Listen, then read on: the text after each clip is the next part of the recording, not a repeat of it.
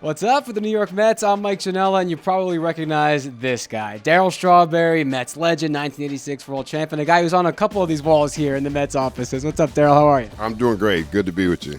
So you're back, and this is a year that's been very exciting for the Mets fans. This bringing back memories of some of your big runs here? Brings back a lot of memories, especially for the Mets fans. I think that's the most important thing, is being able to play for the fans and putting the team out there that they can come to the ballpark every night and cheer on and know that you're in the race. And here you go. You're going to be rolling out of July into August and September, and that's when the pennant race really starts, when you get down the stretch. So they're playing well, and it's good to see that. And these fans are great to play for. I think a lot of people don't know, playing in Queens were pretty awesome. We used to pack this ballpark every night, not this particular ballpark, but Shea Stadium. We used to pack it every night, and it was exciting coming to the ballpark because when you have fans in the ballpark, you can play well.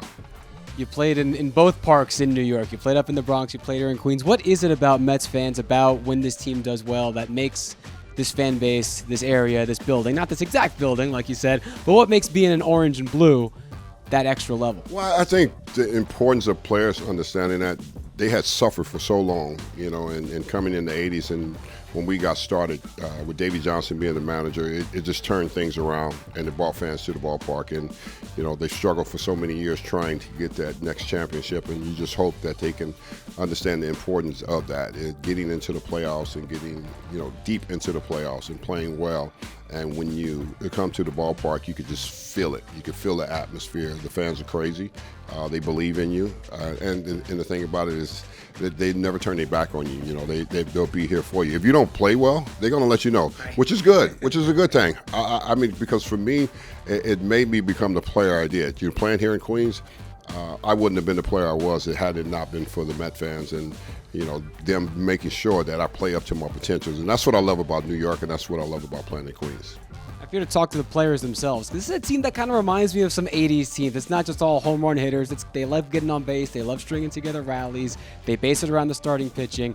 What advice do you give to this team as a guy who's been on a team that was similarly constructed to keep things going in this positive way the rest of the year? Well, play fun.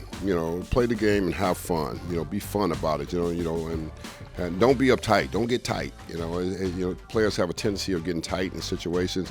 It's still the game. It's still baseball. It's the game you play when you play Little League. Don't put pressure on yourself. Don't add pressure to yourself. Just go out there and play and make it fun. I think that's the most important thing. I think that's what we did coming to the ballpark. We made it fun. And we played with a little swag. Teams hated us, and we loved that. That was a good thing because we were going to fight. We were just different. I'm not telling them to. We were just a different breed of guys, and when you came into Shea Stadium and when you had a 4-game set, you'd be lucky to get one game. That's just the way we were. We were a dog about it. We wasn't giving up games, and we wasn't letting the weak teams just come in and beat us. I think that 86 year, once we got rolling, it was over. It wasn't even close. We just ran off with it, and we just knew that we had the team. After losing in 85 and winning 90 games and having the Cardinals put their foot on our neck, we just wasn't going to let that happen again. So we came back that 86 year, and once we got the season going and we didn't get off to a good start, but once we got rolling, we just ended it with everybody. How do you instill that confidence in yourself in a team? If I go to Darryl Strawberry's swag school, what's the first lesson to make sure that you are that kind of player, that kind of team? Well, when you step on the field, you're the man. That's what it was with all of us. When every player stepped on the field, every player in that lineup, he knew he was good enough to be on the field. And we all had a role to play, and we played it well. We kind of fed off each other, Kid, Carter, myself, Max, it's just a group. Ray Knight, so many guys, Kevin Mitchell, and then we had a great rotation. That was our foundation of who we was, is having the rotation that we have, with Doc, Ojeda, Darling, Sid, El Sid, he used to rock the house. You just think of those guys, and the memories just flow back because it was so good, being on a team like that and being able to have the players we had, and we had the role model players that did different things. And when I say model players, it was like Lenny Dykstra, Wally Backman, they were like table setters for us. They didn't have to hit the big home runs. They didn't have to think home runs. They got on base for us. So the guys in the middle of the order, when we came up, we can drive those guys in. And one last piece of advice, if you have one for these guys, something you look back on the 86 stretch run and you think, man, I wish if we had done this different, maybe my life would have been a little bit easier.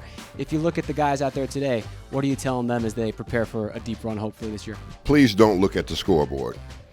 Do what you have to do. Take care of your own business. Don't worry about the Braves. Don't worry about the other teams. Just take care of what you have to take care of. And I think that's what was so good about us, is not being a scoreboard watcher and saying, well, what's going on with the other teams. Don't pay attention to what's going on with them. Pay attention to what's going on with you, and you'll take care of your business, and you'll see them down the road. If you have to go head-to-head with them, then that's when you take care of business. You guys didn't have iPhones in your pocket and Twitter telling you these scores up to the minute. A little bit harder now, but it's good advice. I appreciate that.